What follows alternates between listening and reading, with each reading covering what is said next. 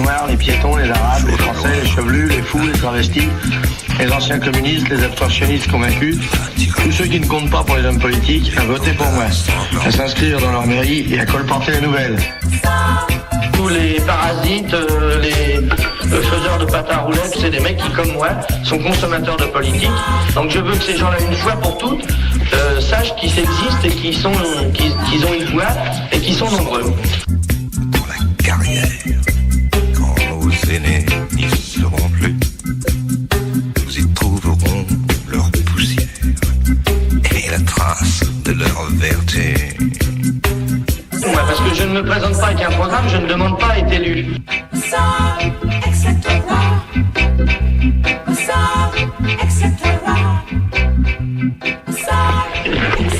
Ça va?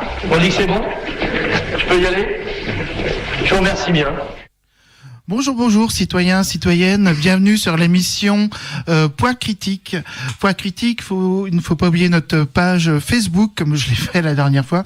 Allez donc sur notre page Facebook Point Critique, POINGS, critique que critique au pluriel. Donc allez commenter ou voire même poster des choses. Et n'oubliez pas que vous êtes invités si vous voulez faire partie de l'émission, si vous avez des choses à dire, des coups de gueule, des coups d'amour, des coups de je sais pas quoi, Trafalgar, n'hésitez pas à venir à discuter avec nous, donc déjà sur la page Facebook et à venir en vrai autour de la table. Donc bonjour Martha qui est à la technique. Ça va Martha? Ouais, ça va. Un petit peu fatiguée, je crois. Ouais. J'espère que je vais pas trop faire fort à l'émission. La peau là, elle est en plein partiel, donc waouh, elle a les yeux stylity là. Bon, c'est bon la clé USB. Ouais, je raconte tout ça aux auditeurs, auditrices, parce que là. Ouais, j'avoue peut-être qu'ils s'en foutent un peu. Ils s'en foutent, tu crois? Bon, d'accord. Bon, ok, super. Alors, donc je vais présenter maintenant les invités autour de la table. Alain, bonjour. Bonjour. Je crois qu'on a eu l'occasion de te voir la dernière fois pour le festival Festif. C'est ça, qui se déroule du 18 au 20 mai à Villeurbanne et c'est organisé par la Miette. C'est ça, voilà, 18 au 20 mai, je crois qu'il y a une déambulation. Ouais, il y a une déambulation, il y a des ateliers, il y a des concerts, il y a après des choses qui se font aussi lors de la semaine de rencontre Ville Handicap à Villeurbanne. Et en fait, on peut trouver toutes ces informations sur le site internet de l'événement festdiff.com. Et la déambulation, juste, c'est où? Ouais. Alors la déambulation, c'est entre la mairie de Villeurbanne et le parc des droits de l'homme. Voilà, le parc des droits de l'homme. Voilà, ok, merci. Tanguy, bonjour. Bonjour Camille.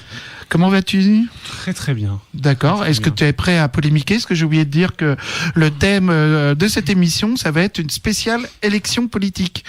Donc allez-y, polémiquez. Toute la parole est libre. C'est l'émission qui scalpe les idées reçues, je vous le rappelle. Bonjour Anna-Maria. Bonjour.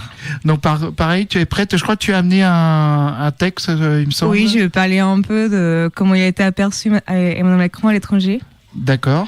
Voilà. Où ça à l'étranger? Je vais parler un peu de l'Europe et puis Amérique latine évidemment, en Colombie aussi. Voilà. D'accord. Écoute, on va commencer par Alain. Alain, je crois que c'est un texte que tu as écrit, il me semble. Ouais, exactement. C'est un texte que j'ai écrit le 18 avril dernier, donc juste avant le premier tour des élections présidentielles. C'est assez rigolo parce qu'en fait, je l'ai écrit juste après un coup de fil qu'on m'a dit, un coup de fil que j'ai reçu des équipes de campagne d'Emmanuel Macron et du coup, ça m'a inspiré. J'ai fait. Ah bon, t'as une équipe. Comment ça, il t'appelle Putain, on a peut-être trouvé le Premier ministre, les gars. C'est un message enregistré en fait qu'il y a eu et apparemment ils ont fait ça à 6 millions de personnes aussi. Donc du coup, j'étais pas le seul. D'accord. Et c'est les appels automatiques en mode n'oubliez pas. Oui, d'accord. Ah, c'est ça. Ah, mais j'ai un message à vous dire. Appuyez sur 1 si vous voulez écouter le message. Et c'était sur les portables ou sur les fixes? Fixe. Ah oui, d'accord, ok. Écoute, je te donne la parole. Le grand replacement. Les élections présidentielles, c'est tous les 5 ans. Et tous les 5 ans, beaucoup de débats, de promesses, d'intentions sont émises pour mieux vous séduire. Il y a même des candidats qui vous appellent sur votre téléphone personnel avec un message enregistré. Bonjour, c'était Emmanuel Macron. Je voudrais vous parler. Pour continuer à écouter mon message, appuyez sur la touche 1 de votre téléphone. Les configurations politiques sont souvent à même de changer notre vision du monde. Autant un ouvrier déclaré et affiché qu'un berger ou une travailleuse émettent une idée sur ce que sont leurs compétences dans leurs métiers respectifs. Autant d'anciens énarques, habitués de cabinets ministériels, ou un maire ne vous donneront pas d'idée précise de leur spécialité. Passer d'un ministère à un autre, d'un cabinet à un autre, que ce soit la pêche, les anciens combattants ou la recherche, ne vous donne comme crédit que celui d'être bien placé pour avoir ce poste. Être bien placé pour éviter de se déplacer. À chaque élection, vous êtes embourbé dans l'utilité d'un vote moral, pragmatique, réaliste. Pourquoi dans ce cas se plaindre que le pays s'abstienne massivement si des votes contraires seraient inutiles ? À quoi cela sert de voter l'inutilité ? Pourquoi voter quand les arguments de certains ne sont que des anathèmes, tels autoritaires, idéalistes ? Le berger n'appelle pas ses brebis, elles viennent à lui parce qu'il est bien accompagné et qu'elles ont confiance. Il est vrai que l'accompagnement peut faire une belle assiette. En est-elle pour autant digeste ? En est-elle pour autant nutritive ? Vous permet-elle pour autant d'atteindre la satiété qui vous permettra d'avancer ? L'opportunisme ne légitime pas un programme, il permet d'acquérir les faveurs d'une autorité morale. Si une grande figure vous inspire, c'est que vous lui faites confiance, que vous lui souhaitez de belles choses. Vous avez alors tout le loisir pour lui offrir vos services, ou des costumes taillés sur pièce, sans aucune arrière-pensée. Aucune intention malhonnête par ailleurs, vous rendez service. Vous n'imaginez pas à quel point votre désintéressement semble incliner toute l'attention qu'il vous porte. Peu importe vos engagements passés, ceux de votre organisation ou de vos semblables, vous suivez votre protecteur et espérez une carrière toute tracée. Votre investissement vous donnera un poste à votre guise, à la hauteur de votre placement. Le grand replacement. Le mouvement est en place. Il marche vers une victoire évidente, souriante. Tous les grands soutiens moraux sont présents, du vote utile au pragmatisme, du réalisme à l'humanisme. La direction semble inéluctable, prise depuis un moment, évidente. Tous les candidats se mettent en place. Ils s'installent, des rangées de tablés avec champagne pour fêter dignement leur affichage. Ils daignent même parfois descendre dans la rue accompagner les floqués de leurs candidats déifiés. Tout recommencer avec les mêmes orientations, tout continuer avec la sensation que du jeune, du neuf, adviendra des anciennes gloires éthérées. L'attentiste habile se permet de placer ses pions sur cette voie dorée, d'y mener quelques idées afin de rendre les échelons visibles.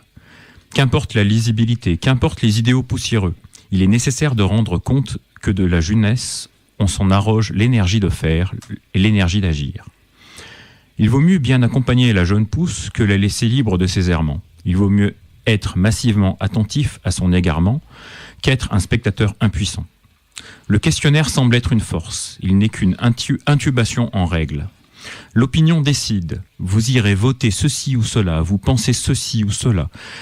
D'une frange limitée, une généralité s'impose. Une vision se détache de votre écran, celle de la question posée, celle du pourcentage déployé. Le chiffre, toujours le chiffre, celui qui donne une légitimité ou celui qui défait une autorité. Quand une surprise arrive, très souvent une mauvaise, c'est celle qui plonge le progressisme dans un abîme. Enfin, progressisme. Enfin, celui-là, pas l'autre. Enfin, pas celui qui est réaliste. Enfin, si, mais pas celui pragmatique. Enfin, si, mais pas celui qui est humaniste. Enfin, bref, quoi. Les mots importent, ils s'emportent. C'est à celui qui aura la plus belle collection de belles expressions, qui s'en arrogera l'utilisation de sorte qu'il soit le seul à les posséder légitimement. Le pragmatisme est-il du côté du progrès social ou de la sobriété économique ? L'humanisme est-il dans l'accueil et la fraternité ou les privilèges alloués à quelques personnes ? Le progressisme est-il dans la liberté individuelle de tout faire ou dans le progrès collectif humain ? Une intention, un programme ne sont ni progressistes ni humanistes, ni pragmatiques par défaut, puisque n'importe quelle promesse aura pour but d'améliorer les conditions de vie. Les programmes peuvent être plus libéraux, plus étatistes, plus fraternels, plus égalitaires ou plus équitables. Ce ne seront que des directions qui voudront aller dans un but plus heureux. Même les partis prenant des idées contre tout ou partie des intérêts d'une population parlent d'amélioration des conditions de vie, de travail. Casser les outils collectifs, est-ce cela l'horizon indépassable, pragmatique, réaliste et progressiste ? Rendre les personnes indépendantes les unes des autres, est-ce cela penser une société fraternelle et soucieuse des autres ? La marche n'a de sens que lorsqu'elle donne une direction concertée et collectivement bénéfique à tous. Si elle ne bénéficie qu'à des replacés, elle ne fera que recommencer la même voie destructrice pour ceux qui ne souhaitent pas prendre le même cheminement. D'accord, merci, super texte. Donc en fait, tu penses que en fait tout, en fait c'est pas en marche arrière que finalement que finalement ce qu'on remplace c'est des vieux classiques par d'autres peut-être plus jeunes, mais c'est ça que tu voulais dire dans ce qui en fait, ce que je veux dire, c'est qu'il y a une culture politique d'un mouvement qui se dit apolitique ou pas, qui se dit pas forcément ni droite ni gauche. Et en fait, la culture politique, c'est celle qui existe depuis quelques années déjà et qui va rien changer au final par rapport à ce qui s'est déjà fait, en fait. Bah, pourtant, là, d'après ce qu'on voit, il y a quand même au niveau législatif, quand même des nouvelles têtes là qui vont apparaître. Apparemment, plus de 60 ou 70% des personnes qui vont intégrer En Marche et qui vont intégrer peut-être la future députation sont quand même des personnes nouvelles. Donc c'est de la chair fraîche à tout ça, c'est du sang neuf. Donc est-ce que ça va pas émarrer, comment dire, voilà, le mot m'échappe, mais justement ces esprits neufs, est-ce qu'ils vont pas faire une nouvelle société? Ouais, c'est ça que je veux dire. Est-ce que je peux répondre là-dessus vite fait? Parce que, je sais pas, on m'entend? Oui, c'est bon. Alors en fait, le souci aussi, c'est qu'il faut savoir que pour les législatives, un parti va choisir d'investir des personnes et il sera le plus à même de faire élire ces personnes dans des circonscriptions où il a eu beaucoup de voix en fait. Donc si on a une si faible représentation à l'Assemblée nationale, c'est souvent parce que des partis font par exemple une investiture mixte, il va y avoir autant de femmes que d'hommes, mais alors les femmes, ils vont les inscrire dans des circonscriptions, ils ont les moins chances d'être élus. Donc on va regarder simplement par rapport à Lyon qui a fait un bon score pour Emmanuel Macron globalement. Oui. Quelles sont les personnes qui ont été investies par le parti En Marche? Globalement, il y a énormément de personnes qui sont déjà des professionnels de la politique. Il y a des députés sortants PS. Il y a des personnes qui ont été, je crois, au conseil municipal de telle ville, donc de droite ou bien de gauche, etc. Donc, en fait, à Lyon, il suffit de voir le renouvellement politique, il n'est pas vraiment là, quoi. Enfin, on a des personnes issues de la société civile, mais qui sont aussi engagées en politique. Et est-ce que la vraie parité, donc c'est vrai que la parité homme-femme est fondamentale pour l'évolution des droits des femmes. Cependant, on voit que dans les investitures En Marche, il y a, je crois, 1% d'ouvriers qui ont été investis, ou d'employés. Enfin, la majorité, l'écrasante majorité, c'est encore des cadres du supérieur, des cadres supérieurs, ou alors des personnes qui ont déjà fait de la politique depuis longtemps. Et dans ce cas-là, la représentativité, elle n'est pas du tout là, elle n'est pas du tout En Marche, quoi. Et c'est ça le souci, je pense. Parce que, il y a le premier aspect où on va investir, par exemple, un tel mec qui est hyper glamour, genre le prof de maths, là, qui est super sympa, etc. Les gens le connaissent. On va l'investir. Bon, très bien, ça fait une nouvelle tête. Mais en fait, quand on gratte un peu, non, voilà, ça reste le même système politique. Et puis, j'allais dire, pour ajouter, Martha, ce sont des candidats. Ils seront pas forcément élus et moi j'attends de voir surtout en fait les gens qui vont être élus, si au final ça va pas être les professionnels de la politique qui sont là depuis très longtemps dans le sérail qui vont être plutôt élus, alors que du coup les petits nouveaux, ceux qui représentent un peu le renouveau de la politique, faudra voir après les proportions des gens réels. Que vous avez peur qu'ils soient noyés dans la masse, les petits nouveaux, les nouveaux députés. Qu'est-ce que tu en penses, toi, Tanguy? Ah non, mais je veux dire, renouvellement des têtes, on ne veut pas dire renouvellement des idées. Je veux dire, s'ils ont été investis par En Marche, c'est que, je veux dire, il y a un partage, je veux dire, il y a une adhésion aux idées, je veux dire, d'En Marche. Et, je veux dire, ce mouvement aujourd'hui ne représente rien, je veux dire, au niveau des idées. Qui soit totalement novateur. Ouais. Donc moi renouvellement des têtes, ça ne sert à rien. Si les idées sont les mêmes, ça ne sert strictement à rien. Et par hasard, à ça aussi, je voulais ajouter que lors de cette campagne, on a vraiment entendu Macron comme le fédérateur, mais à aucun moment, moi, j'ai très peu entendu le mot de centriste. Or, c'est réellement ce qu'il est. C'est un politicien qui est centriste. C'est-à-dire qu'il va prendre un petit peu à droite, un petit peu à gauche, et en fait, il va faire ça. En fait, il y a rien de nouveau. En fait, c'est ça la plus grosse arnaque. Après, que je comprends tout à fait que les gens ne veulent plus du clivage gauche-droite et que ce sont des idées. Moi, c'est pas les miennes, mais je pense qu'effectivement, il faut que les gens ne croient pas non plus que c'est un nouveau mouvement. C'est un mouvement qui est centriste, c'est tout. Et il faut le redire parce que ça, il en parle beaucoup dans les interviews qu'il donne. Emmanuel Macron, il dit, moi, j'ai voulu faire exploser un pan de la droite, un petit pan de la gauche, pour avoir cette énorme majorité et avancer avec. C'est juste un centriste, quoi. Oui, vas-y. Et juste sur le dépassement du clivage gauche-droite, ce n'est pas possible dans le sens où Emmanuel Macron, effectivement, c'est-à-dire c'est un centriste, et aujourd'hui le centre, ça peut être défini comme au niveau économique des idées à droite et au niveau social des idées à gauche. Donc, enfin, je veux dire le clivage, je veux dire, il faut pas le penser de façon, il faut le dépasser, je veux dire, c'est absurde puisque, enfin, je dirais Emmanuel Macron, comme disait Martha, il est centriste avec des idées économiques à droite et des idées sociales à gauche. Donc, enfin, je veux dire, le clivage, je veux dire, il est toujours là. Aujourd'hui, en France, enfin, je veux dire, on est quand même un pays majoritairement à droite, enfin, majoritairement conservateur, et il faut pas se dire, c'est ce clivage-là qui fait qu'aujourd'hui, il y aurait deux France, machin, irréconciliable, machin. Enfin, voilà. Il faut être idéologiquement extrêmement précis, enfin, je veux dire, et essayer de non, juste pour faire une petite parenthèse historique. En France, il y a eu comme un énorme gros parti central, c'était le parti radical en France, qui a dominé toute la Troisième République. Exact, maintenant qui n'existe plus. Qui existe plus trop maintenant. Il s'est divisé en deux, entre le parti radical de droite, qui était anciennement Borloo, et Tapie aussi. Et non, Tapie était le parti radical de gauche, pour le coup. Et aujourd'hui, c'était Taubira, parti radical de gauche, avec aussi la femme qui était candidate aussi aux primaires de gauche. Moi, j'ai l'impression que Macron, il a envie un peu de recréer un petit peu cette force politique-là, c'est-à-dire une force politique comme celle qui a dominé Lyon aussi.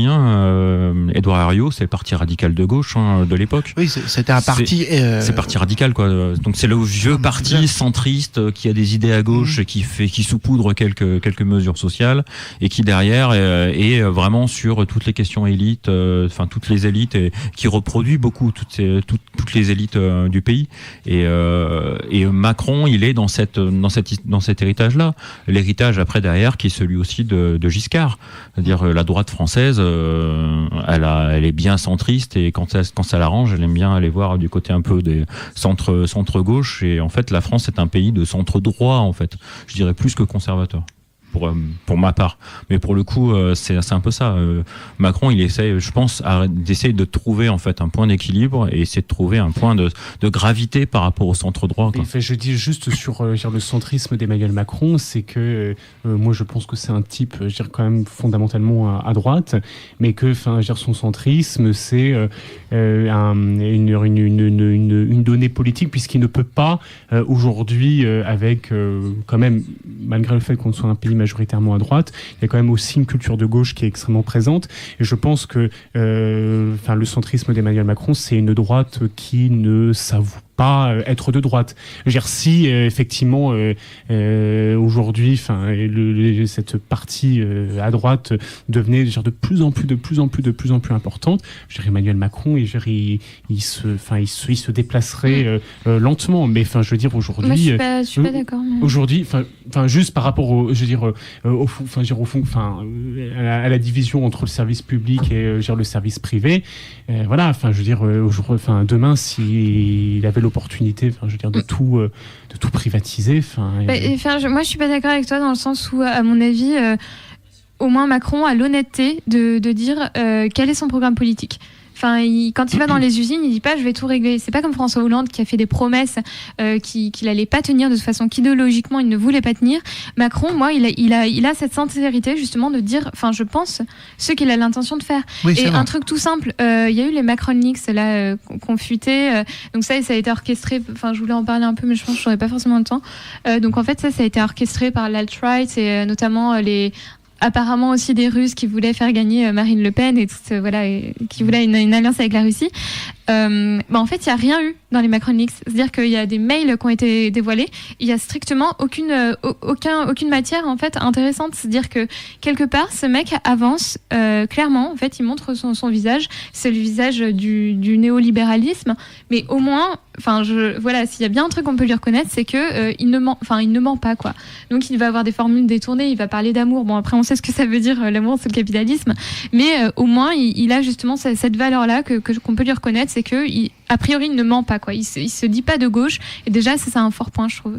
Oui, c'est vrai que quand il a été voir les grévistes, etc., il a pas fait de promesses. Contrairement à Le Pen, Marine Le Pen, qui a fait, je vais vous sauver, venez, je vous prends dans mes bras, je fais un selfie. Macron a été justement avec Ruffin, etc. Il a été au devant. Il a quand même parlé avec les grévistes et à aucun moment il a dit mais je vais régler. Au contraire, il a dit mais formez-vous et je crois on lui a dit mais tes formations sont fous. Mais il dit mais oui, mais il y a peut-être que ça à faire. Donc c'est vrai qu'à aucun moment. Et puis je trouve quand même que c'est une certaine fulgurance aussi, c'est-à-dire que c'est un parti qui n'existait pas il y a un an. Je pense qu'il a quand même une certaine vision. C'est-à-dire que là maintenant la gauche est morte. Il a quand même surfé je pense qu'il a compris qu'effectivement les gens en avaient marre de la droite, de la gauche, des vieux comme Fillon, comme Hollande. Hollande dégagé, Sarkozy dégagé, Juppé dégagé, Hollande dégagé. Enfin bref quoi. Enfin c'est quand même incroyable quoi. Enfin moi aussi le reconnaître ça, c'est-à-dire qu'en fait il a quand même vu que les anciens partis ne représentaient plus grand-chose. Il est quand même arrivé maintenant il est président. Donc je pense que moi je pensais que c'était une bulle de savon à un moment donné qui allait éclater et puis il avançait, puis il marchait, j'allais dire. Plus je me suis il y a quand même quelque chose derrière quand même. Il y a quand même quelque chose. Après qu'on soit d'accord ou pas avec lui, il a quand même quelque chose. Après qu'il soit arrogant, c'est peut-être un peu son défaut. Mais moi j'allais dire, je suis assez d'accord avec toi sur le fait je trouve qu'il avance effectivement pas masqué. C'est-à-dire que même par exemple l'épisode de l'usine, il passe 1h30 avec les salariés, il discute avec eux. Le Pen, elle passe un quart d'heure, elle fait des selfies, elle se barre et elle a même pas pu rentrer dans l'usine parce qu'elle est restée sur le parking, quoi. Bien sûr. Donc il y a une vraie différence de démarche et je trouve que c'est pas inintéressant. On peut au moins lui reconnaître ça, je pense, à Macron. Après, il a 39 ans, il a 5 ans de présidence là maintenant. Peut-être qu'il en aura encore 5 après ou peut-être qu'il en aura pas, mais je veux dire, c'est le début de sa carrière politique. On en entendra parler encore pendant 20 ou 30 ans. Oui, mais c'est pour ça que je pense que la critique est un peu peut-être un peu facile. C'est un néo-libéral, je suis entièrement d'accord avec vous. Mais par contre, quand j'entends des syndicats CGT dire Macron démission, attends, il a pas encore commencé. Je veux dire, faut peut-être un peu se calmer. Et voilà. Et quand j'entends dire avant le deuxième tour, Macron, Le Pen, la paix, c'est le choix entre la peste et le choléra. Non, quoi. Enfin, les mots sont là pour dire quelque chose. Je pense pas.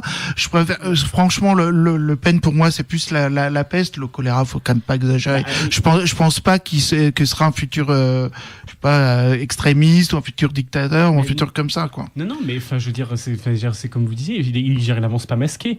Il avance pas masqué. Il dit ce qu'il va faire. Qu'est-ce qu'il va faire? C'est changer les lois au coup d'ordonnance aussi. Non, mais il y a ça aussi qu'il faut pas oublier, c'est que c'est dans un premier temps, attention, dans un premier temps, il va gouverner par ordonnance. Oui, mais il faut voir aussi que Macron, quelque part, il se fond à merveille avec le système qu'il intègre. C'est-à-dire que si Marine Le Pen avait été élue, elle se serait pas aussi bien, elle aurait pas fusionné avec le corps étatique, parce que il y a plein de fonctionnaires qui sont vraiment viscéralement opposés au Front National. Macron, quelque part, on voit la façon dont ont été réprimées les manifestations anti-Macron, des manifestations des insoumis, tu vois. Enfin, de façon très violente, encore plus que pendant la loi travail. Enfin, c'est assez incroyable. Et j'ai l'impression que déjà le corps étatique protège en fait son futur président. Et quelque part, ça risque aussi d'endormir la surveillance. Après, je suis d'accord avec toi. Pour moi, les gens qui disent aussi c'est exactement la même chose, Macron et Le Pen. Ils font pas partie de minorité. C'est pas possible autrement, quoi. Quand on voit l'entourage, du Front National, c'est l'antre de l'extrême droite la plus violente, la plus radicale, celle qui va frapper les personnes qui sont homosexuelles ou qui sont d'origine maghrébine et tout. Donc non, c'est pas la même chose. On peut pas les mettre dans le même sac, c'est impossible, quoi. Enfin, Tanguy ou Anna Maria peut-être t'as peut-être pas encore parlé. Alors, effectivement, c'est pas la même chose. Mais on peut pas reprocher, aux gens qui ont décidé de s'abstenir au second tour, on peut pas leur reprocher de faire le jeu du Front National, parce que comme le disait très bien Martin, c'est qu'effectivement, et Macron, il n'avance pas masqué, et il va reproduire intensifier, gérer une politique qui est mise en place depuis un certain nombre d'années. Et le risque, effectivement, c'est l'endormissement. C'est vraiment l'endormissement. Et le problème, c'est que aujourd'hui, est-ce qu'on peut se permettre l'endormissement avec, des droits sociaux, de plus en plus éliminés, l'environnement qui est de plus en plus, l'air dégueulasse. Mais d'ici 2040. Le nombre, de migrants climatiques qui vont, quitter leur environnement qui va être invivable. Est-ce qu'on peut se permettre cet endormissement ? Alors, les gens qui se sont abstenus parce qu'ils ont conscience de ce que Macron va faire, qui n'est pas du tout la même chose que Le Pen. C'est pas du tout la même chose. Est-ce que, se dire que, c'est peut-être choquant, hein. Mais est-ce que peut-être que si demain Le Pen au pouvoir aurait, les mesures qui auraient été mises en place, qui auraient, choqué, qui auraient, au moins réveillé les gens, se dire il faut se battre, il faut. Bon, ça peut être un peu irresponsable, hein, ce que je dis. Hein. C'est peut-être un peu irresponsable. Mais moi, on arrive, dans une impasse. Ou me dire je vais voter Macron pour éviter Le Pen, moi ça me paraît quels auraient été vos choix alors d'hommes politiques? Il y a qui d'autre? Il y a Mélenchon. Si on reste effectivement sur le panel des candidats et qui se présentaient au premier tour, Mélenchon me semblait être il aurait pas pu faire grand chose, mais au moins ça aurait moi ça m'intéresse d'avoir l'avis d'Anna Maria sur Mélenchon parce qu'il voulait rejoindre l'alliance bolivarienne. Qu'est-ce que tu penses de ça justement? Je pense que Mélenchon il a été quand même assez soutenu par les partis socialistes latino-américains et après je pourrais pas dire grand chose parce que j'ai soutenu Macron depuis le début, donc voilà. Mais non, mais par rapport au fait aussi, je pense que les Français ont une espèce de vision assez fantasmée de l'Amérique latine et du pouvoir socialiste en Amérique latine. Quelles sont les critiques, toi, que tu pourrais faire? Comme je disais un jour, j'ai pensé que c'était un programme politique très intéressant, mais un peu utopique à mes yeux. Et puis voilà, je pense qu'il proposait une politique presque parfaite pour l'écologie et pour le social. Parce que le pouvoir socialiste en Amérique du Sud, il a quand même pas forcément réglé tous les problèmes. Hein.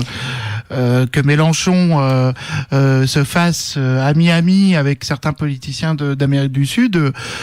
Moi, je trouve qu'il ferait mieux peut-être de revenir en arrière ou de lire des livres d'histoire, parce que le pouvoir socialiste dans les pays d'Amérique du Sud, je pense pas que ça ait réglé énormément de choses. C'est ça. Oui. En fait, quand on voit les systèmes communistes ou socialistes d'Amérique latine, moi, je suis complètement déçue parce que c'est complètement rien à voir avec ce que ça devrait être. On voit des personnes dans le pouvoir qui profitent du système, qui montrent aux gens qu'ils sont tous des égaux. Et finalement, ils sont aujourd'hui dans la pauvreté extrême. On se rend compte avec Venezuela, dans lesquels ils étaient fiers de leur système, ils étaient fiers de Chavez. Moi, à un moment, j'ai dit, c'est parfait, un pays dans lequel tout le monde puisse avoir l'accès, au moins en version première. Moi, j'ai admiré au début, mais quand j'ai commencé à voir qu'il a commencé à acheter toutes les entreprises privées et à renvoyer les gens qui voulaient créer dans l'entreprise au niveau national, moi, j'ai trouvé que c'était pas une bonne option pour les opportunités des personnes qui voulaient évoluer. Et puis après, il a commencé à donner... il dépendait du pétrole pour donner aux gens... il a rendu les Vénézuéliens un peu paresseux. C'est ce qu'on disait en Colombie, en fait. Et ceux qui ont voulu évoluer, ils sont de partis de pays. On voit aujourd'hui les Vénézuéliens qui sont à l'étranger. C'est les plus cultivés qui n'ont pas réussi à évoluer dans leur pays. Donc, je trouve que le système socialiste qui a été mis en place je dis Venezuela, Non, mais c'est ça, je suis entièrement d'accord. Et cet échec, qui est vraiment manifeste et qui fait aussi que Mélenchon, s'il avait accédé au second tour, n'aurait pas pu faire grand-chose, fait que le problème, c'est qu'aujourd'hui, effectivement, les pays, sont interdépendants les uns des autres, et qu'effectivement, un pays aujourd'hui qui va mettre en pratique, une politique socialiste et communiste, fait que comme le reste du monde ne suit pas, c'est effectivement voué à l'échec. C'est sûr, c'est ça le problème. C'est qu'aujourd'hui, si effectivement il y a une organisation internationale, complètement utopique, mais une organisation internationale comme l'Union européenne, aujourd'hui, où il y a un mouvement manifeste, collectif, vers, ces idéaux, cette politique socialiste et communiste, déjà c'est autre chose. Si c'est un mouvement collectif, déjà c'est autre chose, et il y aura, sur le long terme, peut-être, des conséquences plus positives. Puis là, par contre, je comprends qu'on puisse être extrêmement déçu et qu'on soit désireux d'autre chose quand on voit effectivement, les conséquences qu'il y a pu avoir au Venezuela. Il y a eu l'international, communiste. On a vu ce que ça a donné, par exemple, avec Staline, etc. Je te passe la parole. Sur l'Amérique latine, moi, j'avais envie de dire, effectivement, il y a une vision qui est romancée, parce que du coup, en Europe, nous, on n'y vit pas. Donc, fondamentalement, on n'a que ce qui nous arrive comme information.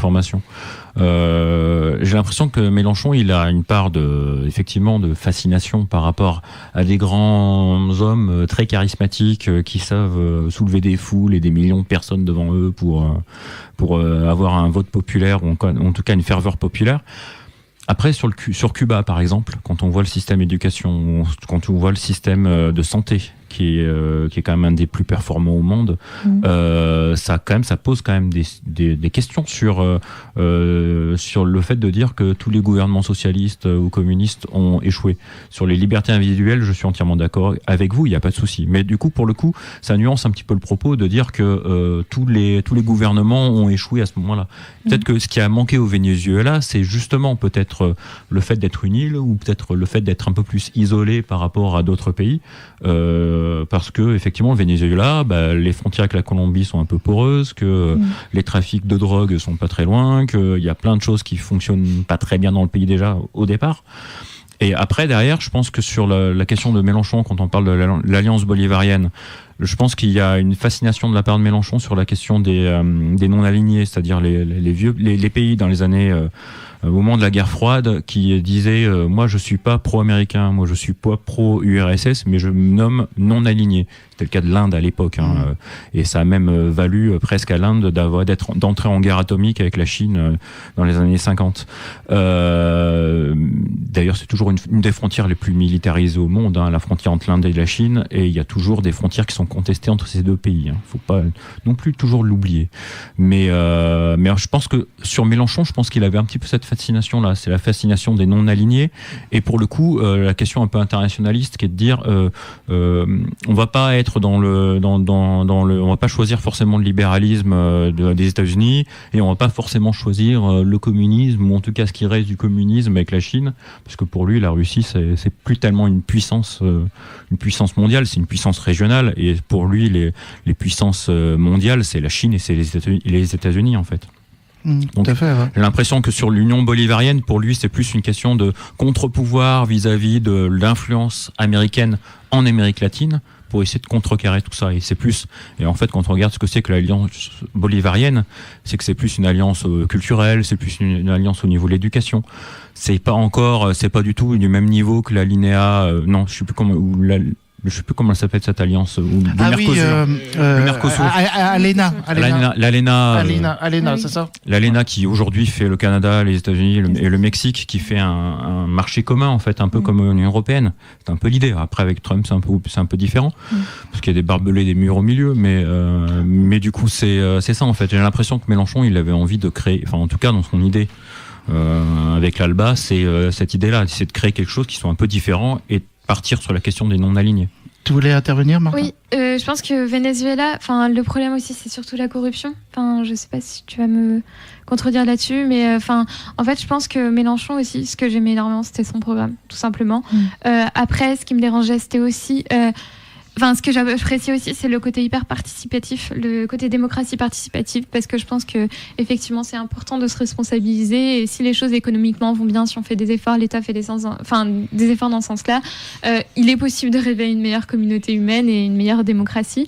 Après Mélenchon, je trouvais qu'il avait quelques soucis. Enfin, j'en ai discuté avec beaucoup de gens. Ce qui me dérangeait le plus, c'était son côté. Un peu justement il admirait aussi chez les pays d'Amérique latine le côté un peu dictatura, c'est ça, la démocratie mais en même temps un peu dure, et le fait qu'il ait refusé de se faire interviewer par Mediapart, certaines invectives qu'il a à l'égard de certains journalistes aussi. On peut pas seulement lui reprocher ça, parce que par exemple ce qu'on reproche chez Mélenchon, on a toujours laissé passer chez François Fillon, alors que pour moi c'était un peu du même niveau, la façon dont ils ont de s'adresser aux journalistes. Le pire en plus, c'est que Fillon il a quand même parlé de complot, quoi. Il parlait carrément de complot des journalistes, etc. Mélenchon il le dit comme ça, mais il est moins dans l'aspect complotiste, et à ce niveau-là il me semblait qu'il était un peu plus honnête, mais je pense que Mélenchon aussi, ce qui a péché, c'est aussi il vient quand même d'une structure. Il a fait sa carrière dans des structures politiques très partisanes, et au moment d'accéder au second tour, il aurait pu y accéder peut-être s'il avait fait davantage de compromis, si c'était peut-être un peu plus inspiré d'Emmanuel Macron, parce que, je pense que les petites luttes entre le PS et France Insoumise, et les luttes actuellement entre les communistes et France Insoumise, moi ça me désespère en tant que non militante, c'est-à-dire que j'ai jamais fait partie de ces partis-là, et je trouve ça juste hyper triste, parce que les projets me ravissent. Il y a toujours des gens qui se battent de façon assez admirable pour plus de droits, pour plus de gens, pour plus d'égalité, mais j'avoue que en voyant ça de l'extérieur, je ne comprends pas ces luttes partisanes, vraiment. Alors qu'ils ont tous des raisons très bonnes. Ils disent oui, mais alors celle-là, il n'a pas voulu discuter avec une fille du parti de gauche. Ils ont utilisé le logo pour les campagnes présidentielles, et maintenant ils veulent pas qu'on utilise le leur, ils veulent pas nous investir. Mais ouais, je trouve ça dégueulasse. Mais franchement, vous pourriez pas juste faire des alliances pour le bien commun, quoi. Parce que, je veux dire, si on n'est pas capable à ce niveau-là de faire des alliances, à faire un peu des compromis, comment est-ce qu'on pourrait réellement gouverner en satisfaisant la grande majorité des gens, quoi? Non, mais c'est ça, je suis entièrement d'accord. Moi, j'avoue que le personnage de Mélenchon, il mérite. Il mérite.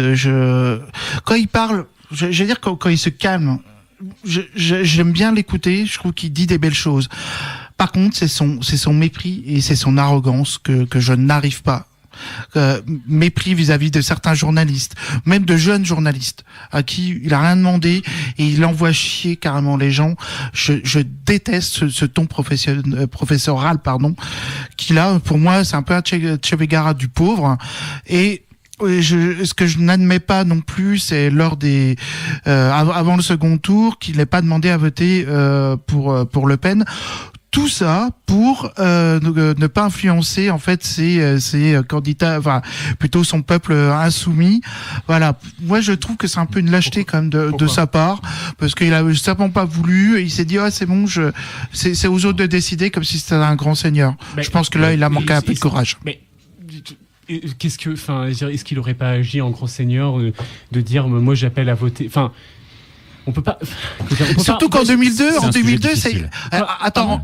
Ça peut être un sujet difficile, mais en 2002, c'est quand même lui qui a été le premier sur les barricades pour dire non à Le Pen. Après, il a été à Hénin-Beaumont où il s'est pris une gaufre monumentale, etc. Il a fait lire un député PS. Et voilà. Oui, mais à un certain moment donné, quand t'as des convictions, tu les as jusqu'au bout. Je veux pas défendre, à outrance Jean-Luc Mélenchon. Mais juste, je veux dire, sur le mec, le mec, il est peut-être l'un des principaux artisans du fait d'avoir ramené l'électorat, le nouvel électorat du FN, l'électorat ouvrier, l'électorat populaire, vers la gauche, vers la France insoumise. Ça, il peut avoir ça pour lui. Déjà, il peut avoir ça pour lui. Ouais. Première chose. Et deuxième chose, comment, est-ce que, déjà, il aurait pas agi en grand seigneur, justement, en disant, vous avez voté France Insoumise, vous y avez cru, machin. Moi, pour le second tour, je vais voter Macron parce qu'il faut absolument faire barrage au Front National. Déjà, il dit, c'est la France Insoumise, c'est les militants qui vont décider, et moi, je me rangerai derrière eux. Il a dit je me rangerai derrière eux, c'est tout. Ouais, et puis il y a un truc moi alors il y a deux choses, il y a déjà le terme insoumis, c'est-à-dire que t'es pas non plus soumis à ton dictateur ou en tout cas à ton chef de parti. Donc, d'une certaine manière, déjà il y a déjà une question du terme. La et après derrière de Mélenchon, j'en doute un peu. Mais vas-y, côté. Après, on verra. Mais du coup, il y a en tout cas des militants par rapport à Mélenchon. Oui, bien sûr. Il peut y avoir une fascination aussi des militants ou des cadres de la France insoumise. Tout à fait, oui. À l'égard de Mélenchon, il n'y a pas de souci. Mais et après, moi, ce qui me pose question, c'est d'attaquer Mélenchon là-dessus, parce qu'en fait, quand on regarde en fait les gens, les reports de voix, qui se sont le plus reportés sur Marine Le Pen, c'est pas les insoumis, hein, c'est l'électorat de Fillon. Et du coup, ça veut dire taper sur Mélenchon. Ça veut dire que du coup, au final, on oublie quelle est la véritable cible, quelles sont les véritables personnes qui peuvent effectivement changer de vote et aller voir du coup du côté du Front National. Et c'est plus aller taper, à mon avis, les mecs comme Fillon, comme Wauquiez, comme Ciotti, comme Estrosi, comme ces gens-là, qu'il faudrait plutôt aller taper sur ces gens-là plutôt qu'aller taper sur Mélenchon. Et justement, maintenant qu'on a parlé de Mélenchon, je te passerai la parole dans une dizaine de minutes, parce que je crois que tu as un texte à nous faire. Bon, maintenant, on va essayer peut-être de parler d'un peu tout le monde. C'est vrai qu'on n'a pas parlé de Fillon. On a fait Macron, on a fait etc. Mais il est mort, Fillon. Hein? Non, mais Fillon. Il est dans son château. Mais oui, mais comme on ne pouvait pas en parler, donc maintenant on peut peut-être en placer une. et justement, Fillon, à votre avis, la campagne de Fillon, lui, dont on disait que c'était le futur président de la République à la fin de la primaire, c'était quand, je crois, octobre, là, dans la primaire, novembre, je sais plus. Fin novembre. Ouais, fin novembre. Qu'est-ce que vous pensez, finalement, de Fillon Il y a un truc moi qui m'a fait marrer pendant toute cette période-là politique. C'était en fait dès qu'il disait quelque chose pendant qu'il était candidat à la primaire. Et 6 mois après, pendant la campagne présidentielle, en fait, quand on ressortait les anciennes citations, il disait exactement le contraire. Et en fait, un mec comme ça, mais il peut pas être crédible, quoi. Et en fait, c'était un troll en lui-même, quoi. Ce qui se passait, c'était il disait en septembre si quelqu'un est mis en examen, il peut pas se présenter à la présidence de la République, et hop, il est mis en examen 6 mois après et il se présente quand même. Enfin, je veux dire, il y a une forme vraiment de bêtise, même de malhonnêteté, impossible, on peut peut-être dire le mot, hein, Tanguy. Non, mais en fait, il y a pas grand-chose à dire. C'est la non-existence. C'est même. Est-ce que ça sert à quelque chose sur qu'on en reparle maintenant? Il existe plus, il a jamais existé. Sa campagne n'a pas existé. On pourrait gratuitement, parce que ça fait du bien aussi de le voir dégager. Ça fait énormément de bien. Mais bon, enfin, je veux dire, il n'y a rien à dire. Il n'y a rien à dire. Il a quand même fait du bien à la France. C'est déjà pas mal en dégageant. Oui, voilà. Peut-être ce qu'on pourrait dire, mais enfin, Fillon. Bon, après, il a fait plus de 19%, donc il était arrivé juste un peu au-dessus de Mélenchon, et pour le coup, il représente quand même, enfin, en tout cas, son électorat. Alors, sur l'électorat, représente quand même quelque chose d'important. Et en plus, quand on a vu du coup sur le second tour, ce que je disais justement par rapport à Mélenchon, c'est que ça représente aussi du coup un réservoir de voix pour tout le Front National, où là ils se disent chouette. Les mecs de droite ils se plombent tout seuls, nous du coup on va pouvoir en profiter. Et là pour moi c'est plutôt un vrai danger, d'avoir une droite qui soit aussi bête et aussi stupide. On va pas dire autre chose. Hein. Pour moi, c'est un véritable danger pour le pays, parce que du coup, je préfère avoir un gouvernement de droite qui l'assume et qui du coup fait son score, et du coup les gens qui sont de droite s'y reconnaissent et il y a pas de souci. Mais ils restent républicains, ils restent dans le cercle républicain, plutôt que des gens qui sont totalement en faillite intellectuelle et morale et qui favorisent en fait au final beaucoup plus le Front National qu'un Mélenchon qui va dire le système ne veut pas de moi, et voilà. Martha, tu voulais intervenir? Moi, 2 choses par rapport à Fillon. Moi, je mettrais dans le même sac que Marine Le Pen. Et là-dessus, Macron avait quelques petits doutes, qu'on demande à éclaircir. Mais vraiment, pour moi, Fillon et Marine Le Pen, ils ont traîné la France dans la boue. Et ce sont les premières à se revendiquer de l'honneur de la France. Enfin, moi, la France, c'est un pays dont je suis fière, même si je pense qu'il y a énormément de choses à se reprocher, etc. Enfin, je trouve qu'actuellement, on essaye d'élargir nos horizons, de donner plus de place aux gens, etc. Bref, c'est des gens qui en appellent en perpétuel dans leur campagne, etc., à l'honneur de la France. Et ils ont prouvé qu'ils n'en avaient aucun eux-mêmes d'honneur, eux qui voulaient représenter la France. Enfin, on a été la risée des médias pendant des mois, quoi. Enfin, franchement, c'était scandaleux. Et que des Français, justement, qui passent leur temps à tailler sur les immigrés ou sur les pauvres qui prennent trop d'argent, etc. Enfin, moi, j'en connais plein c'est ces gens-là qui ont voté pour Fillon et qui ont voté pour Marine Le Pen. Honnêtement, là, je pense qu'il y a vraiment une autocritique à faire, et je pense qu'on est vraiment très hypocrite aussi, parce que pour arriver à ça, c'est quand même scandaleux. Et autre chose aussi, pour moi, Fillon, il a vraiment mené une campagne d'extrême droite, dans le sens où ses sujets de prédilection, c'était le terrorisme, c'était l'islamisation, c'était la campagne des médias contre lui. Vraiment, encore une fois, c'était complètement lamentable, quoi. Et je pense qu'il a fait énormément de mal à la politique française et à la démocratie. Et on parle beaucoup de Marine Le Pen, mais je pense qu'on n'a pas assez parlé de Fillon aussi par rapport à ça. Et il faut le dire et le redire. C'est quelqu'un qui a participé chaque jour de sa campagne à ostraciser les minorités et à décrédibiliser complètement notre démocratie, quoi. Et voilà. Je souscris assez à ce que tu viens de dire. Il nous reste encore peut-être 2 petites minutes pour parler peut-être des autres candidats. Moi, j'ai bien aimé Jean Lassalle, j'avoue que... aimé. Il m'a fait beaucoup rire. Oui. Voilà, il m'a fait beaucoup rire. Ouais. J'avoue que Florence Artaud, qui rêve du grand soir, Nathalie Arthaud, pardon, qui rêve du grand soir aussi me fait pas mal rire. Qui est prof dans la banlieue lyonnaise. Mais qui est prof en plus, ouais, qui est prof. C'est pro dans la banlieue lyonnaise, prof d'économie, je crois. Ça doit être sympa. Amis prolétaires, bonjour. Non, je pense que ça doit être rigolo, de l'avoir en cours. Mais après, c'est une curiosité intellectuelle, comme on peut avoir une curiosité intellectuelle pour Gollnisch quand il était prof à la fac Lyon 3, quoi, pour l'histoire japonaise, quoi. Gollnisch, il soutenait quand même des thèses négationnistes, donc on va pas non plus les mettre dans le même panier. Effectivement, c'est pas du tout le même panier. Mais il y a un panier de crabes dans un coin et il y a d'autres paniers après derrière. Ouais, et il y a le candidat aussi socialiste, donc je me rappelle Benoît Hamon, qui lui.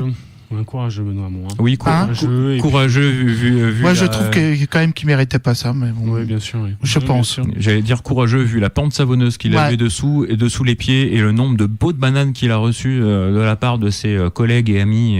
Je trouve ça franchement dégueulasse. Moi, j'ai pas voté Hamon justement parce que je me disais si je vote Hamon, je vote aussi pour derrière pour le PS. Pour le parti que c'est, et quand je voyais en fait toutes les pots de bananes qui se prenaient, je me disais j'ai vraiment pas envie de voter pour ces glandus, quoi. Et du coup le problème de Hamon, c'est qu'il a payé pour ça, quoi. Il a payé pour aussi derrière aussi pour Hollande, parce que du coup les gens ont vu Hollande PS, Hamon égale PS égale la même chose. Il a pas réussi non plus à trop se dissocier de tout ça, quoi. Hamon, c'est vraiment dommage pour lui, parce que je pense qu'il avait quand même un projet qui était entendable, qui était intéressant. Oui. Après, je veux dire, il y a aussi des petits doutes aussi, sur. Il a été quand même ministre sous Hollande. Il n'a pas été longtemps. En même temps. 2 ans quand même, un peu plus de 2 ans. Ministre de la consommation, il a fait une loi sur les sortes de classe action à la française, en fait. Il a fait un truc comme ça. En gros, les consommateurs peuvent se mettre ensemble pour porter plainte contre une entreprise quand une entreprise fait des soucis, arnaque les gens et tout ça. Il a fait 2-3 petits trucs comme ça, et puis après il était ministre de l'éducation éphémère. Mais après le problème de Hamon, c'est qu'il vient du militantisme dur du PS, quoi. Il vient des jeunesses du PS, il vient des syndicalistes du PS, de l'UNEF. C'est du PS tout craché depuis le début de son enfance, quoi. Il est biberon PS depuis très très longtemps. Donc moi, ce qui me dérangeait, c'est que je voyais le PS tel qu'il est, que je le vois tel qu'il est, c'est-à-dire un parti qui est pas très honnête, on va dire, sur certaines choses, entre les engagements qu'il prend, entre les belles idées qu'il peut prendre et les actions après qu'il fait derrière quand il est au pouvoir. Et du coup, je voyais Hamon, je me disais, est-ce que Hamon, du coup, ça me mettait le doute, moi aussi, quoi, en me disant, est-ce que Hamon, lui aussi, il est pas aussi comme ça aussi, quoi, parce que est-ce qu'il va pas retourner sa veste à un moment donné, quoi.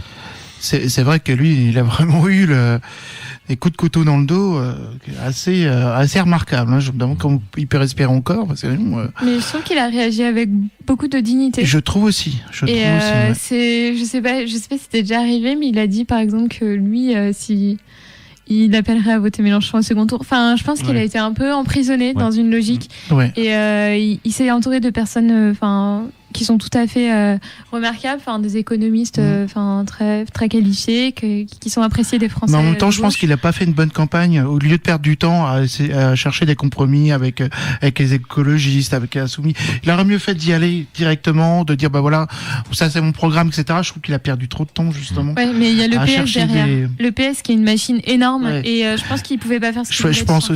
Je pense aussi. Puis après, il y a Dans son discours, je trouvais qu'il y avait un truc qui était un peu bizarre, c'est-à-dire quand il disait mon programme, c'est une option. En fait, les gens, l'élection présidentielle, ils choisissent pas une option. Et oui, c'est ça le problème. Ils choisissent une voie, ils choisissent un horizon. C'est un ils peu choisissent ça, et je pense qu'il a essayé d'être très humble, et l'humilité en politique, tu vas droit dans le mur. On va terminer avec toi, Maria. Je crois que tu as un petit texte que tu vas traduire de l'espagnol. Et ça parle de quoi ? En fait, je voulais vous parler de comment il est aperçu à l'étranger, Macron. Du coup, j'ai regardé un peu les infos. Et en Europe, en fait, il y a un article qui a été publié sur France TV Info, et le 8 mai, dans lequel ils disent que la chancelière allemande Angela Merkel a félicité Macron, et puis lui a encouragé pour se réunir après, faire des alliances. Poutine, il n'était pas trop content parce qu'il soutenait Le Pen, et puis Donald Trump, il a félicité Macron également. Et puis, ce qui m'est apparu un peu drôle, c'est qu'en Amérique latine, quand on a vu que Macron a été élu en tant que président, toutes les nouvelles parlaient plutôt de son histoire d'amour que de son programme politique, ou bien de son impact sur la société française. C'est le côté latin des Espagnols. Oui, c'est le côté telenovelas. Voilà, merci, c'est ce que je cherchais, telenovelas. Parce que d'ailleurs, il y a donc une publication sur un journal qui est très connu et très sérieux, qui s'appelle Semana.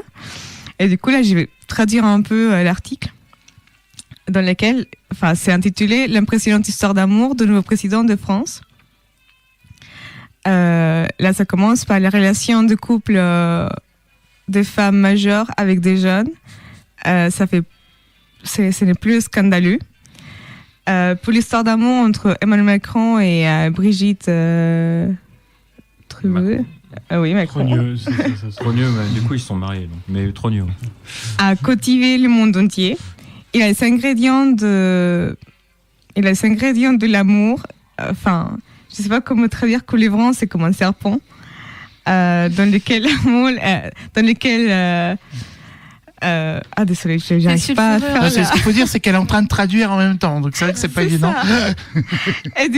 En gros, ils disent que cette histoire a tous les ingrédients d'amour pour que, grâce à sa femme, il a été élu en tant que président. Et en Amérique latine, en fait, on dit que c'est en grande partie grâce à elle qu'il a été élu, et qu'il s'est inspiré en elle, en fait, pour beaucoup d'idées qu'il propose dans son programme politique. Si ça se trouve, ça va faire du grand bien à toutes les femmes mûres d'Amérique latine. Écoute, moi, elle est célibataire, et du coup, il m'a dit, c'est trop l'amour de ma vie, il n'est pas encore né. C'était un peu drôle. Qu'elle vienne en France visiter les écoles, elle trouvera peut-être une maternelle, elle trouvera peut-être son futur. Et il a plein de mémés sur Facebook. J'ai choqué Martin encore. Il a plein de mémés sur Facebook qui disent ça, en fait. Qui se moquent carrément, et ça me fait rire. Mais ça va, parce que je trouve qu'il y a là-dessus, il faut le dire, c'est du sexisme, évidemment, parce que quand tu fais la blague des maternelles, ça va, tu vois, genre, c'est clair, il y avait un écart d'âge, etc., mais c'est lui. Non, moi je trouve ça bien, moi. Oui, voilà, il n'était pas non plus en maternelle quand ils ont commencé la restauration. Oui, non, mais je sais, je plaisante. Et tu vois, on insiste vraiment sur la différence d'âge, ça a défrayé les médias, alors que les présidents, les politiciens qui ont des femmes de 20, 25 ans, plus jeunes, c'est vrai qu'on n'en dit rien. Ah oui, Donald Trump, mais ça a toujours été. Ça choquait personne. Oui, avec sa pouffe siliconée, oui, non, mais c'est sûr. Mais non, mais c'est bien sexiste de dire ça, Camille, aussi. Tu peux pas dire ça. La femme de Donald Trump, écoute, excuse-moi. Bah non, mais tu peux pas dire pouf, tu vois, Attends, excuse-moi, ok, pardon, mais bon. Voilà, bon, ok. Non, mais. Attends, moi je préfère une Brigitte Macron. Elle m'a l'air un peu que. Ouais, mais genre, t'en sais rien. Tu sais pas que tu sais pas comment elle est. Enfin, genre, c'est un peu l'épouse de Donald Trump. Tu vois, genre, elle m'a pas l'air d'être. C'est difficile de caractériser. Enfin, bon. Non, mais tu vois, c'est ça en fait. C'est qu'en gros, comme on n'a pas de président. Oui, mais ça choque pas. Et ça, je trouve que c'est horrible en fait. C'est hyper sexiste que le fait qu'un homme plus âgé qui sort avec une femme plus jeune, ça Attends, choque pas, alors que là, c'est notice mondiale. Vu ce que Trump a dit des femmes, vous allez quand même pas m'accuser. Mais non, mais Trump, il est assez sexiste, Lui, hein. par contre, Ah oui. peut-être pour le coup. Non, mais il y a ce que- tu je veux sais, dire, enfin, je veux dire, il y a ce que Donald Trump dit, puis moi, je connais pas sa femme, je sais pas qui elle est. Elle doit, probablement,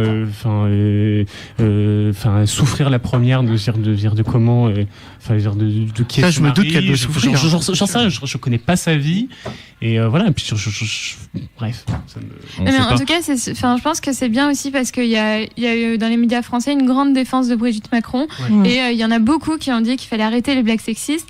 Et je trouve que voilà, il y en a énormément des blagues sexistes. La couve de Charlie Hebdo, par exemple, Rhys nous a habitués à faire de l'humour de caniveau. Mais bon, enfin, c'est quoi la couverture c'est tu le diras voir. Je veux C'est- pas Ah ouais, dire de d'accord, ok. publicité. Je veux dire, c'est Brigitte Macron enceinte, Emmanuel Macron avec la main posée sur le ventre, qui dit, et puis avec le titre, vous allez voir, il va faire des miracles. Donc, Ah, sous-entendu, ouais. voilà, et ménopausée. Mais c'est dingue parce que Ouais, tu vois, c'est pas, genre, oui, c'est- c'est pas génial. pourquoi, enfin, le président est élu. Qu'est-ce qu'on va créer, enfin, de quoi on va parler? On va pas parler de sa politique, on va pas parler, genre aussi. C'est lui quand même qui était à la base de la loi travail, qui a mobilisé des milliers de gens dans la rue. Hein. Enfin bref, et on va pas parler de ça, on va parler de sa femme parce qu'elle est trop vieille pour les Français, etc. Et ça, c'est vraiment gênant, quoi. Comme Sarkozy à un moment donné avec sa femme aussi. Avec la chanteuse qui a pas de voix là. Carla Bruni. Bruni. Arrête, tu as encore dire qu'elle a pas de voix. Bah, Non, mais bravo. c'est- Non, ça, c'est pas non, mais sexiste. c'est pas sexiste, c'est vrai qu'elle a pas de voix. Non, mais je veux dire, le fait qu'elle chante mal, Enfin, oui. Après, on apprécie ou pas ce qu'elle chante, mais après, on peut très bien chanter sans avoir de voix, hein, y a pas de problème. Oui, Il y a c'est- Jules, par exemple, en rap, qui chante, il a pas de voix, c'est du traficage de voix et c'est des effets. quoi. Mais bon, en tout cas, oui, on peut peut-être arrêter de parler des compagnes et compagnons des politiques. C'est vrai que c'est peut-être pas finalement la meilleure des choses. Oui, vas-y. Juste une dernière chose, c'est que, oui, donc c'était un peu drôle l'histoire que j'ai racontée, parce que, voilà, nous, on s'est beaucoup moqué en Amérique latine de ça. Il y a plein de mèmes sur Facebook qui se moquent. Mais ce qui est bien, c'est qu'il a fait une vidéo qui a été diffusée sur Facebook, dans laquelle il disait qu'il attendait les Américains qui voulaient venir en France pour étudier, pour se former, pour évoluer dans leur carrière. Et du coup, il y a pas mal des Américains qui l'ont partagé et qui ont commenté en disant, peut-être que notre prochaine destination, c'est la France. Par rapport à l'écologie, en fait, parce que quand Donald Trump a été élu, c'est ça, non? Oui. C'était pas ça. Parce qu'en fait, cette vidéo, elle a été faite avant que Macron soit élu président. Là, en fait, elle a été diffusée une fois celle que j'ai vue, qu'il était président. Il a dit, voilà, je suis Emmanuel Macron, je suis le président de la France. Ah bon? Je vous invite d'accord. à venir en France, venez Américains, venez tous, vous former en France. Ah oui, ça, j'ai pas. C'était par rapport à Et t'as où l'écologie, t'as vu ça où, pardon? C'était un site qui s'appelle Play Mode. D'accord. Non, toi, j'ai pas eu connaissance. On regardera. Je les partagerai du coup sur Point Critique. Ouais, d'accord. Bah écoute, oui, tiens, ouais, ça pourrait être une bonne Du coup, il y aura plein de gens qui font des commentaires, ce sera génial. solution. Oui. Mais non, mais c'est bien. Puis une blague sexiste de temps en temps. Non, Ah, c'est- non, ça passe pas. oh là là. Mais tu sais que tu peux en faire contre les hommes aussi. Hein. Moi, ça me dérange pas du tout. Oui, mais Ça me dérange pas du ça tout marche d'être, pas les blagues sexistes contre les hommes pour le moment parce Ouais. que les femmes sont victimes d'un système patriarcat et les hommes ne sont pas victimes de ce système. Donc voilà.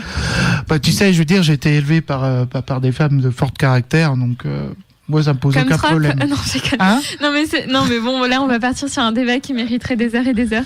Mais aussi, il y a un truc dont on n'a pas parlé, c'est. Enfin, du coup, tu parlais de cette vidéo. Moi, dans mon souvenir, en fait, il appelait les scientifiques américains qui voulaient travailler sur l'écologie, justement, et sur l'environnement à venir en France. Et c'est vrai que Macron, son programme écologique n'existe pas. Et moi, c'est une grande inquiétude que j'ai, et je pense qu'il va vraiment falloir le suivre à ce niveau-là.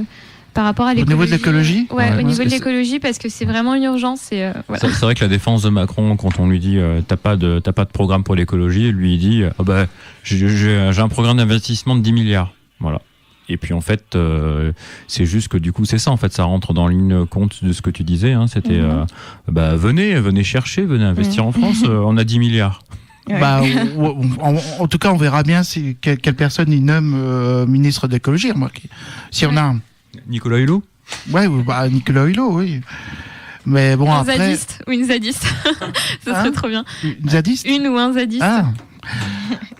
Non, je crois pas. Oui, bah écoutez, je pense que là on a parlé un peu de tout le monde. Oui, parce que là je vois nos successeurs là qui arrivent, donc bah, je pense qu'on va s'arrêter là. Si donc n'hésitez pas, vous pouvez même me critiquer sur mes propos. Moi, il y a aucun problème, je répondrai avec plaisir. Comme je suis pas sexiste, donc ça me dérange pas du tout. Ça va faire le buzz. Ouais, non, puis même après tout, j'ai le droit de parler aussi, quand même. Après, oui, non, vas-y, dis-moi, vas-y. C'est pas une critique. Moi, je sais bien. Je veux dire que t'es passé. Enfin, je veux dire que t'es pas. Enfin, je veux dire, il y a misogyne et je dirais sexiste. Voilà. Je trouve ça. C'est un avis, mais c'est drôle de faire des blagues. Après, il y en a certaines qui sont, je pense, un peu blessantes, qui peuvent être blessantes. Et je veux dire, les blagues sexistes en font partie. Et bon, après, voilà. Après, j'ai à voir avec le public avec lequel on les fait. Et, on fera un jour une réunion avec ma meilleure amie, tu vas voir. Là, vous allez comprendre comment on réagit. Il y a beaucoup de blagues sur les mecs dans les milieux féministes qui sont assez rigolotes aussi, mais qui pour le coup sont très très sexistes aussi. Oui, non, mais c'est ça aussi. Attention. Moi, j'accepte toutes les critiques, il n'y a aucun problème. Mais c'est rigolo. En fait, ce qu'il y a, c'est que très souvent. Alors, je sais pas si on a encore un petit peu de temps, mais oui. Très souvent, ce que tu disais, hein, c'est t'as le droit de le dire. Bah oui, en fait, t'as juste le droit de le dire. Enfin, tout le monde a le droit de dire beaucoup de choses. Après, faut. Ça plaît pas, comme elle dit. Non, mais ça plaît pas, ça plaira pas. Enfin, on peut avoir des propos polémiques, ça plaira pas, et c'est pas grave. Au final, qu'il y ait de la polémique et qu'il y ait des gens qui réagissent, c'est pas grave. C'est juste qu'il faut pas se draper dans ce qui arrive parfois, hein, dans des gens qui ont des discours un peu extrémistes, qui disent, comme Zemmour par exemple ou d'autres. Hein, ça me fait penser à ça. Du coup, ce débat, c'est que du coup, à partir du moment où on leur dit c'est intolérable ce que vous dites, tout ça, machin, et que moralement c'est inacceptable. Ces gens-là après se drapent en disant oui mais vous attaquez ma liberté d'expression. En fait non, aussi, ouais. Ils disent des insanités, qu'il y ait une réaction en phase 2 c'est normal, c'est aussi la liberté d'expression qu'il y ait aussi des réactions en phase 2 et je suis désolé mais Zemmour c'est tous les matins sur RTL hein. Donc la liberté d'expression est là hein. Et puis il a des émissions de télé aussi Paris Première et tout ça. Donc pour le coup enfin tu vois ce que je veux dire c'est que la liberté d'expression c'est tout le monde. Tout le monde a le droit de dire ce qu'il veut. Tout le monde s'écoute. À partir du moment où c'est pas dans le champ, ou à partir du moment où c'est dans le champ de la loi, c'est-à-dire que les propos racistes et d'autres qui sont réprimés par la loi comme des délits. Mais sinon il n'y a pas de souci. C'est juste qu'il faut assumer aussi que quand on sort une proposition, qu'il y ait des réactions en face, c'est normal. Exact. Faut pas crier au loup parce qu'il y a une réaction en face. Et c'est pour ça que Point Critique existe. C'est que pour toutes les paroles sont libres. C'est l'émission qui se calpe les idées reçues. Même si on dit des grosses conneries, on peut revenir en arrière. Ce n'est pas grave, puisque si on a peur de parler, à ce compte-là, on ferme tout, on éteint la lumière, et puis voilà. On peut dire des conneries, faut les assumer.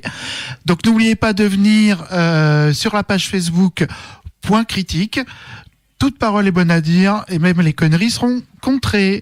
Je remercie Anna Maria, Tanguy, Alain, je pense que c'était une chouette émission, n'est-ce pas Martha? Je te laisse peut-être le mot de la fin. Bah oui, moi je trouve que c'était une chouette émission aussi. Merci encore Martha, merci et voilà. Je te remercie encore d'être là. Merci beaucoup. Merci. Merci pour ton talent. Allez, à la prochaine. Merci beaucoup. Pas la semaine prochaine, dans 2 semaines.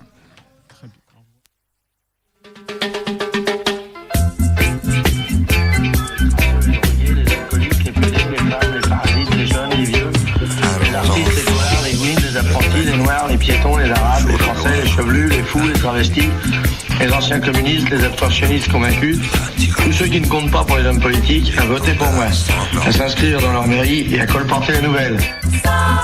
Tous les parasites, les faiseurs de pâte à roulettes, c'est des mecs qui, comme moi, sont consommateurs de politique. Donc je veux que ces gens-là, une fois pour toutes, sachent qu'ils existent et qu'ils ont une voix et qu'ils sont nombreux. Pour la carrière, quand nos aînés n'y seront plus,